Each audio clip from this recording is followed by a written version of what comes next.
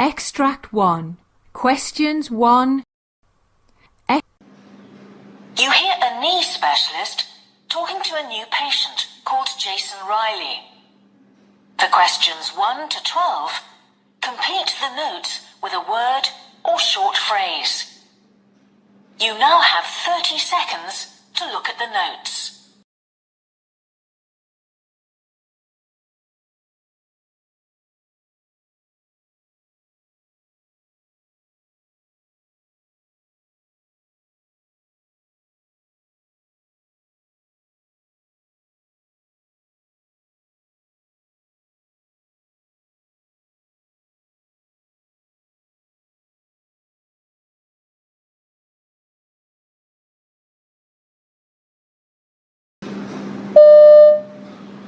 So, Mr. Riley, you've been referred to me because of a problem with your knee, is that correct?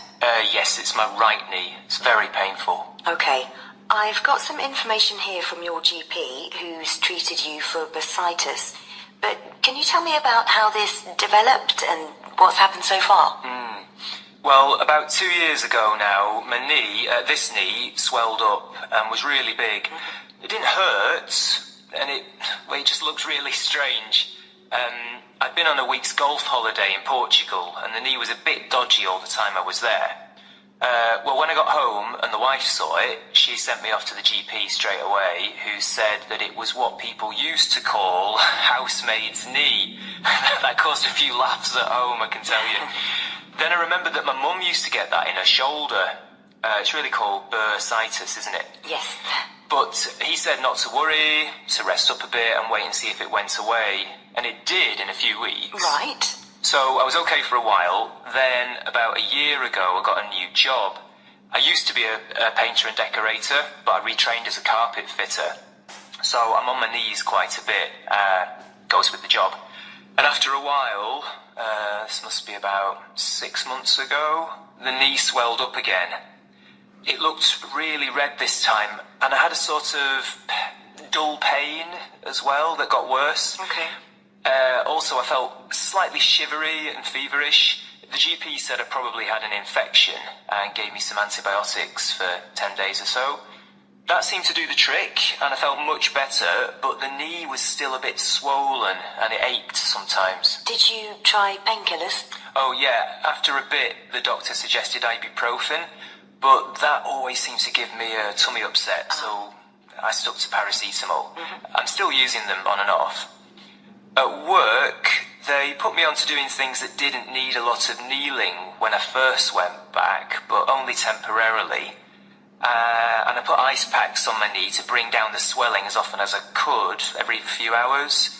I tried to take breaks too. Oh, and my GP suggested some exercises to protect the knee, lying down on my back and raising the leg. Yes. Which seems to reduce the aching. In bed, I made sure I slept with a pillow under it to keep it a bit higher up too. And was your knee still swollen? Yeah, it was. So then the doctor drained off some of the fluid by sticking in a needle. Remember, he said he got 20 millilitres out? Right. After that, he suggested that I try some supports in my shoes. I couldn't really see the point of that, but apparently it's to do with your arches, which I guess does affect your knees. Yes. Also, he told me to make sure that I have plenty of padding on my knees when I'm at work, and I've been doing that. Good. He told me that I should think about losing a good few kilos as well, but I like my food, as you can see, and I haven't made any progress with that so far. But things weren't getting better, so then he started giving me cortisone injections. I've had 3 of those so far. And what effect did they have? They really helped. Much less swelling, and the pain's better too. But that's the problem. He now says that with those sorts of drugs, you can't have more than 3 of them in the same knee in a year. I'm up to the limit, and it keeps coming back, so really I'm hoping you'll be able to come up with something better. Okay. Well, let's have a look, shall we?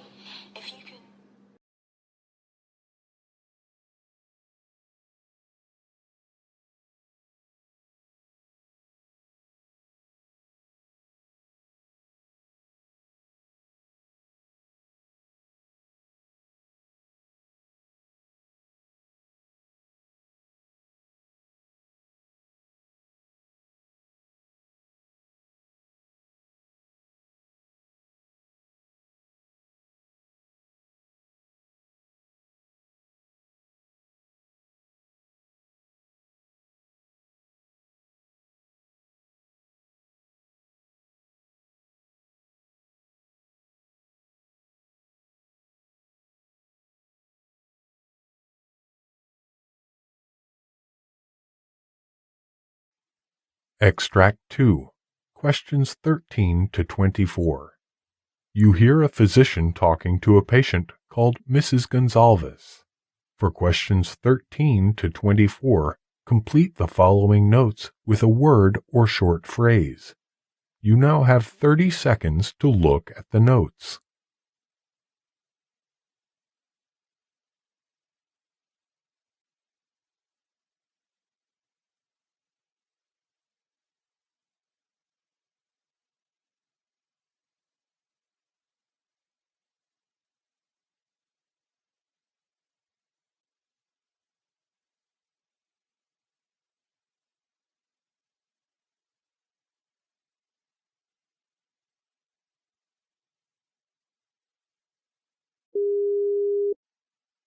Hello, doctor.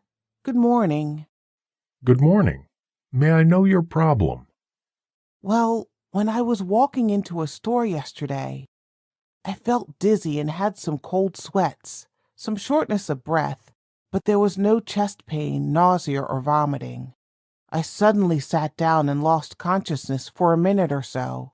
However, there wasn't any tonic-clonic movements. What's your age? 48.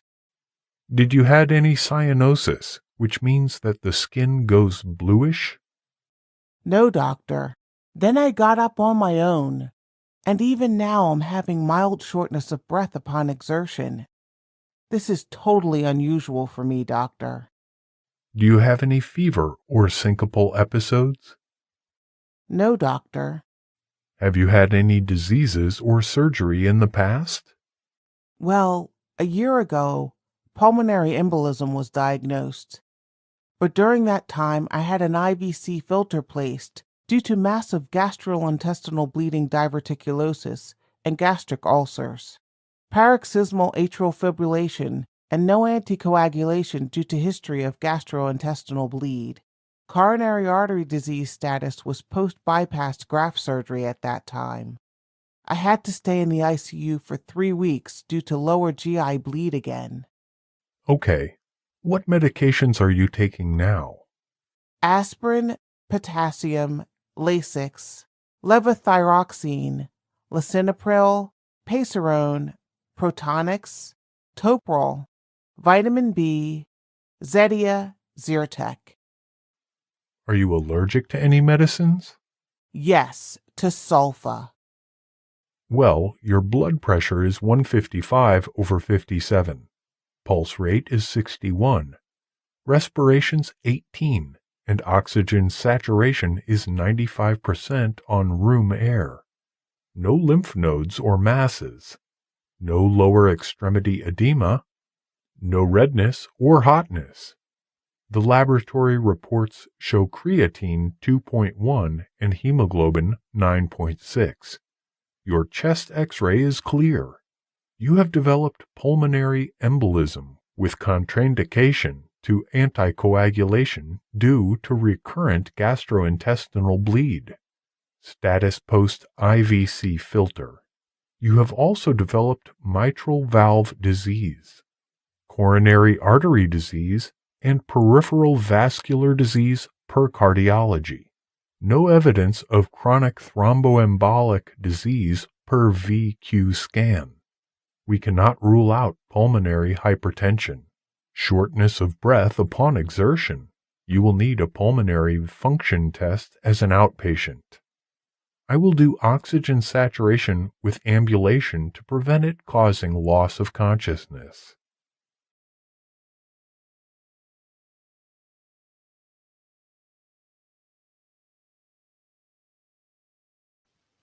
That is the end of Part A. Now look at Part B. Part B. In this part of the test, you'll hear 6 different extracts. In each extract, you'll hear people talking in a different healthcare setting. For questions 25 to 30, choose the answer A, B, or C, which fits best, according to what you hear. You'll have time to read each question before you listen. Complete your answers as you listen.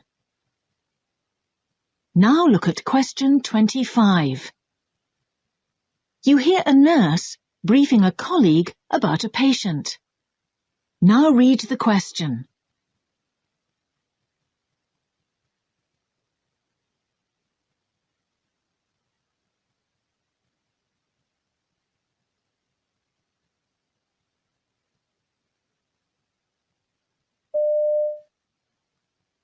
Okay, this is Linda. She's a 60-year-old female who was admitted through emergency with chest pains today.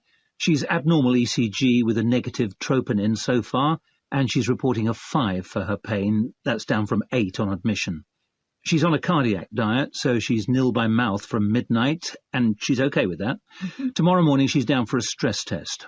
She has a right forearm 20 gauge with normal saline at 75. Linda's alert and oriented, and she can ambulate with assistance. She did report some dizziness in the ER, so we have a falls risk wristband in place. She's aware that if she needs to go to the bathroom, she needs to press the call button, but she's a bit resistant to the idea, so you need to keep an eye on her. She's also got 2 milligrams of morphine available for pain as needed every 4 hours. Okay.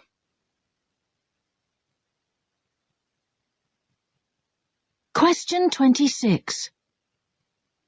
You hear a GP talking to a patient who has acne. Now read the question.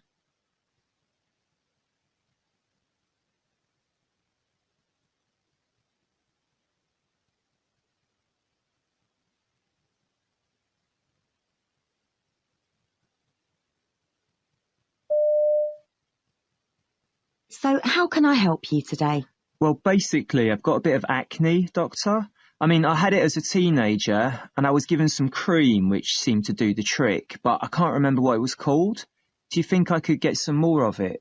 Well, it may not be the same type of acne you had before, because there are 3 types actually. We call them mild, moderate and severe.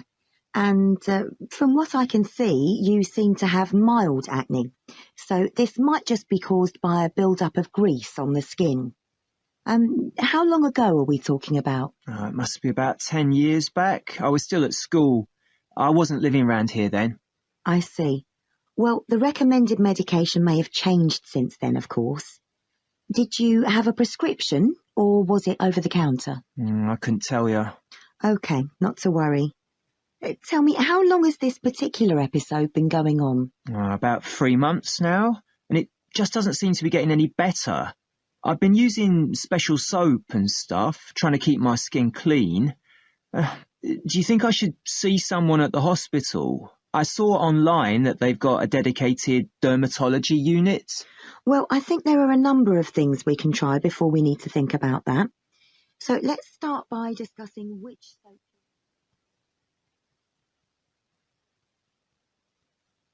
Question 27. You hear a surgeon briefing his team before an operation. Now read the question.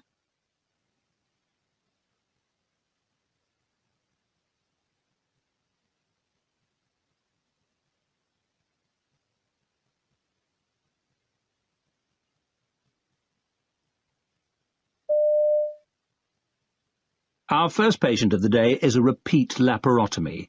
He's got an unexpected finding after surgery for an appendix abscess. He's got a tumour at the base of the cecum.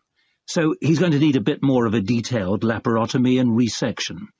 I suspect we're going to have to convert to open surgery sooner rather than later. I wouldn't open a lot of laparostic instruments at this stage, though. We'll just see how it looks. It's a couple of months since he had his original surgery. So just an entry port and one other? Yes, that's right. We don't expect any anaesthesia problems at the beginning because he's fairly fit and well, except for his epilepsy, which is under very good control. His BMI is also 35, but it shouldn't affect us. We don't need the obesity bed for him.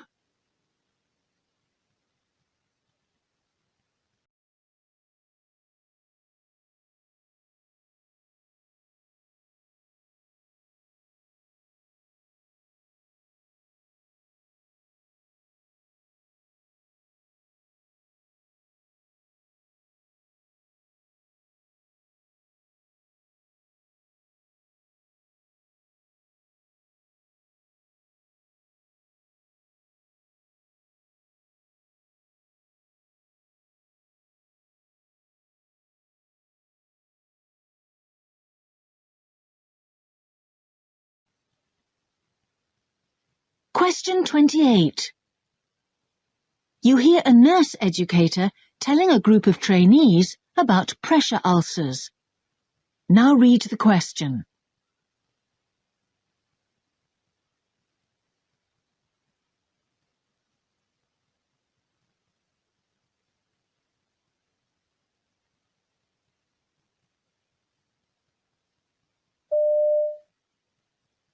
As we saw last week, adult hospitalized patients are given the Norton scale to establish the risk of pressure ulcers.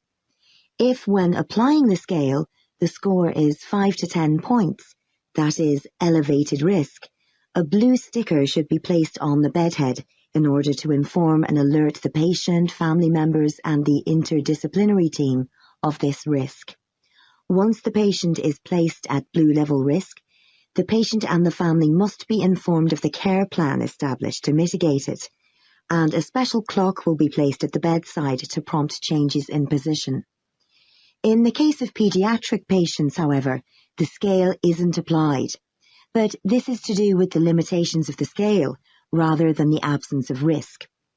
Neonates and pediatric patients hospitalized in critical areas, as well as children with limited mobility due to neurological disorders, and of course those who rely on orthopedic devices such as splints, casts, etc., are all considered at high risk.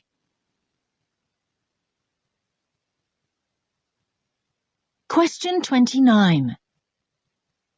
You hear a GP talking to a patient. Now read the question.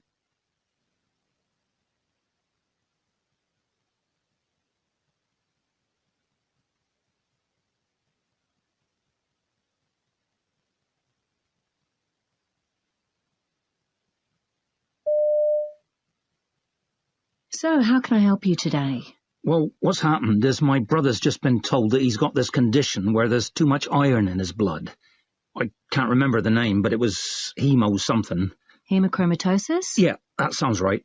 I mean, he's having treatment and he's going to be okay, but apparently what the specialist told him is that this can be passed on in the genes. So if he's got it, then there's every likelihood I've got it too, that I should have a blood test, because if it's not treated, it can lead to other things, even if you've had no symptoms yet. I see. And did your brother tell you anything else?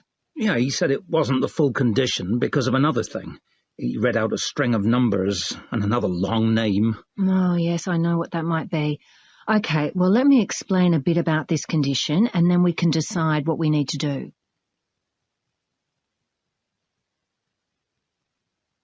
Question 30.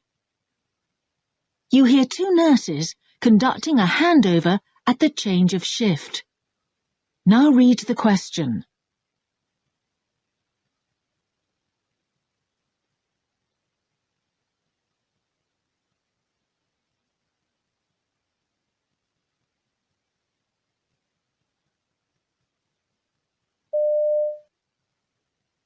Next, we have Mrs. Floyd, who's sleeping at the moment. Okay. She's a 60-year-old who was admitted as an emergency overnight with a suspected bowel obstruction. She has a history of bowel cancer, resected 5 years ago. Okay. The doctors are looking into whether there might be adhesions or a stricture at the operation site. Obviously, she's concerned that the cancer may have returned, and her daughter's coming in later to speak to the doctor. That's all set up. I see. Meanwhile, her temperature is 37.8, pulse is 80 beats per minute, and respiration 25 breaths a minute. Mm-hmm. Blood pressure is 150/90.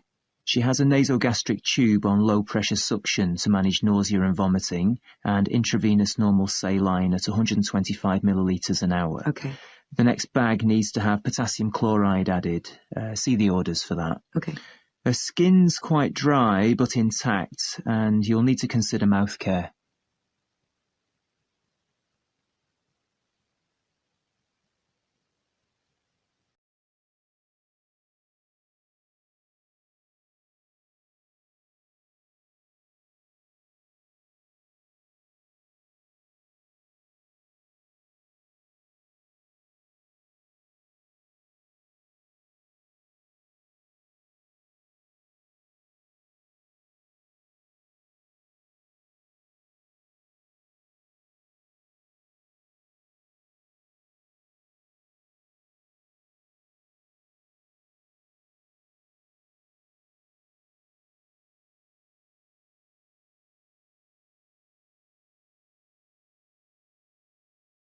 That is the end of Part B. Now look at Part C. Part C. In this part of the test, you'll hear 2 different extracts. In each extract, you'll hear health professionals talking about specific aspects of their work. For questions 31 to 42, choose the answer A, B, or C, which fits best according to what you hear. Complete the answers as you listen to the audio. Now look at Extract 1. Extract 1, questions 31 to 36. You hear the discussion between a senior doctor and junior doctors on differential blood test. You have 90 seconds to read questions 31 to 36.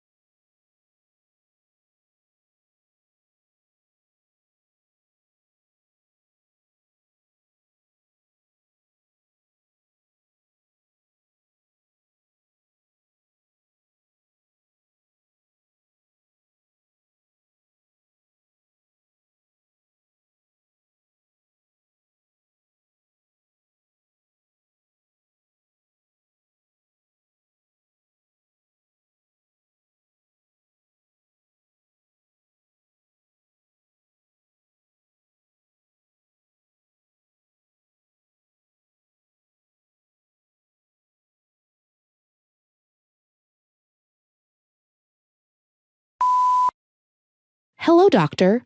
What is a differential blood test? Well, a differential blood test enables the physician to determine how many white blood cells are in the body. There are 5 types of white blood cells, and the test also shows how many of each type of white blood cells are present. The results provide details about the condition of a patient's immune system and its response to diseases. Who requires a differential blood test, doctor? A differential blood test helps diagnose a range of acute or chronic conditions. And often this is ordered when trying to confirm a diagnosis, such as for any signs of acute illness, such as the flu or urinary tract infection. Or else they may be looking for a chronic condition, such as an autoimmune disorder, or one that affects the bone marrow. The bone marrow is responsible for producing white blood cells, so changes in white blood cell counts can indicate the functioning of bone marrow. A differential blood test may be ordered if a patient has symptoms, such as body aches, chills, fever, a headache, pain, or particularly in the bones. Although a differential blood test can indicate problems with the white blood cells, it will not be the only test that is used to make a complete diagnosis. The 5 types of white blood cells are: neutrophils are the most common type of white blood cells, which are responsible for destroying bacteria in injured or infected tissue. Monocytes also destroy bacteria, causing chronic infections and a role in repairing damaged tissues. Eosinophils are responsible for treating infections caused by parasites, and they also control the immune system response to allergic reactions. Basophils are the least common type of white blood cell, and their function is yet to be defined. However, they may play a role in allergic reactions. There are 3 types of lymphocytes. B lymphocytes generate antibodies to attack specific viruses, bacteria, and other foreign invaders. T lymphocytes help to identify cells that require an immune response. The 3rd type, called a natural killer cells, destroy cancer cells and viruses. Therefore, each type of white blood cell plays an essential role in the immune system. When a differential blood test result is received, it should also contain a reference range of normal values from the laboratory to evaluate if the white blood cell levels are low, normal, or high. Overall, an increased level of white blood cell count than normal level may indicate the presence of an infection. Typically, normal values for neutrophils are between 2,500 and 6,000 cells. A person with a very low neutrophil count will have fewer than 1,000 cells, a condition called neutropenia. While the results of a differential blood test will give details about all 5 types of white blood cells, a doctor will usually focus on just 1 or 2 types. Depending on the type of cell, high or low levels can indicate different issues, such as a high level of basophil count can indicate certain types of leukemia, including chronic myeloid leukemia. It can also be an indication of severe allergic reactions. Patients with inflammatory disorders, such as rheumatoid arthritis or ulcerative colitis, may also have high basophil counts. Typically, a low basophil count does not indicate a medical condition. However, allergic reactions, stress, steroid use, and hyperthyroidism can result in a basophil count. A high eosinophil count is caused due to an allergic reaction such as asthma, eczema, or a reaction to a medication. Inflammatory disorders such as celiac disease or inflammatory bowel disease can also cause high eosinophil count. Usually, eosinophils are present in such a low quantity that low readings do not tend to indicate any health condition. However, stress or steroid use can also cause a low eosinophil count. A high lymphocyte count can indicate an acute viral infection such as chickenpox, herpes, or hepatitis. Or else, a lymphocyte count may be high due to a bacterial infection such as tuberculosis or pertussis, or a condition such as lymphocytic leukemia or lymphoma. A low lymphocyte level can indicate an autoimmune disorder such as lupus or rheumatoid arthritis. The presence of tuberculosis, HIV, hepatitis, or the flu can also cause a lymphocyte count to be low. A high monocyte count is caused due to chronic infections such as tuberculosis or a fungal infection. The presence of a condition such as endocarditis, inflammatory bowel disease, monocytic leukemia, juvenile myelomonocytic leukemia, scleroderma, or rheumatoid arthritis can also cause a count to be high. Most physicians do not consider a single low monocyte count as significant. However, low monocyte results on several tests can indicate hairy cell leukemia or bone marrow damage.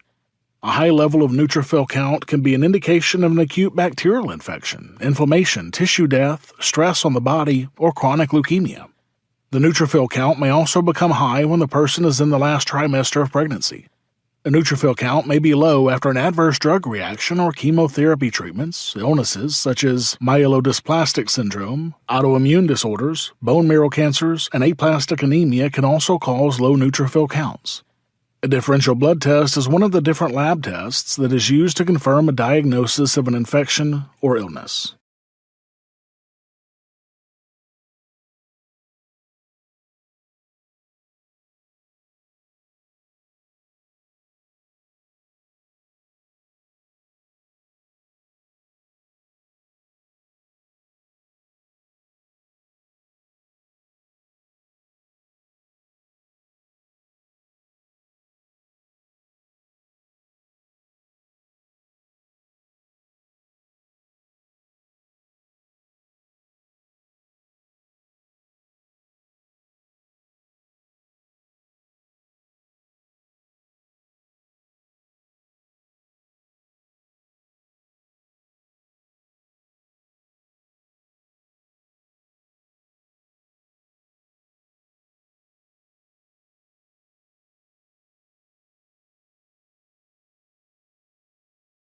Now look at Extract 2.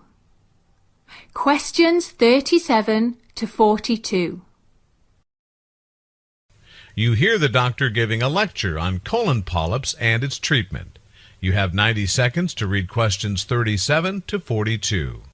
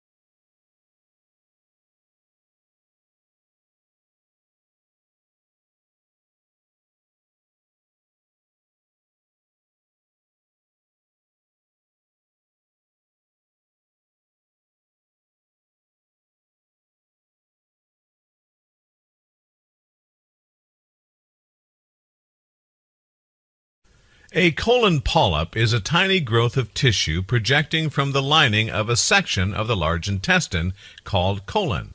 Polyps are common and occurs as people age. Usually, colorectal polyps in the rectum or colon occur in 30% of adults above 50 years in the U.S., while in children, colorectal polyps occur with an estimated 6% affected to 12% in those who experience intestinal bleeding. Although most colon or bowel polyps are harmless, some polyps develop as cancer that takes many years to turn cancerous. The most common types of polyps are hyperplastic polyps and edematous polyps. Usually, hyperplastic polyps or inflammatory polyps are harmless and not a cause for severe concern with a low malignant potential. Rarely, these polyps become cancerous. Although edematous or edematous polyps are not cancerous, they are potential enough to become cancerous in the future. Larger edematous are more likely to become cancerous. Resection of edematous polyps is usually recommended. Malignant polyps contain cancerous cells. The best treatment for malignant polyps will be based on the severity of the cancer and the overall health of the patient. The symptoms of colon polyps are: rectum bleeding is the most common symptom of polyps, though it can also be a sign of other conditions, such as minor tears in the anus or hemorrhoids. Large polyps that block the bowel movements partially can cause abdominal cramps and pain. Heavy bleeding from polyp can make the stool appear black, while minor polyp bleeding can cause red stripes in the stool. However, other factors such as medicines, foods, and supplements can also cause a change in the color of the stool. If a polyp bleeds slowly over time, it may cause an iron deficiency in the patients. Usually, iron deficiency, called anemia, causes pale skin, weakness, shortness of breath, fainting, or lightheadedness. There may be a change in bowel movements lasting longer than a week, including diarrhea or constipation. Eating too much of red meat may cause the risk of colon polyps. Although etiology of colon polyps is not yet known, their occurrence may be connected with certain lifestyle factors, such as a high-fat diet, eating too much red meat, not including adequate fiber in the diet, smoking, obesity. Genetic factors can also cause the colon cells to multiply over and above and form polyps in certain individuals. Certain individuals are more likely to develop colon polyps if they have inherited conditions, such as familial edematous polyposis, Gardner syndrome, or Peutz-Jeghers syndrome. Colon polyps are usually removed by the following methods. In the colonoscopy procedures, a cutting instrument or an electrified wire loop on the end of a colonoscopy is used to perform a polypectomy. However, smaller polyps are raised and isolated from the surrounding area for easier removal by injecting a liquid underneath the polyp.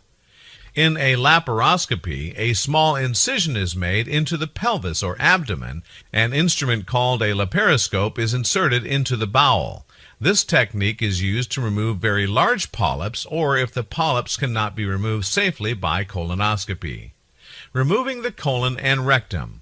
In this procedure, called a proctocolectomy, is only performed when the patient has severe condition or cancer, in which the colon and rectum are removed surgically.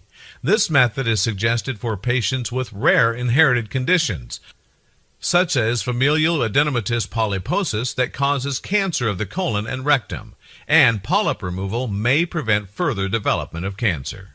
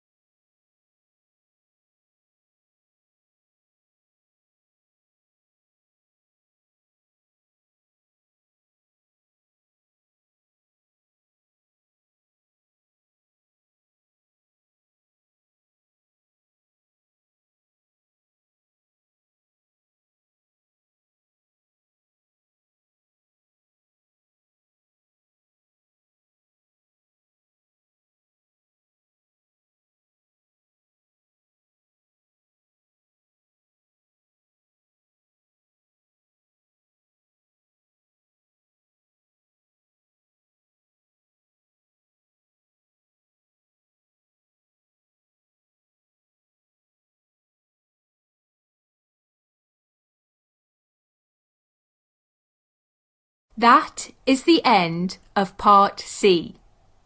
You now have 2 minutes to check your answers.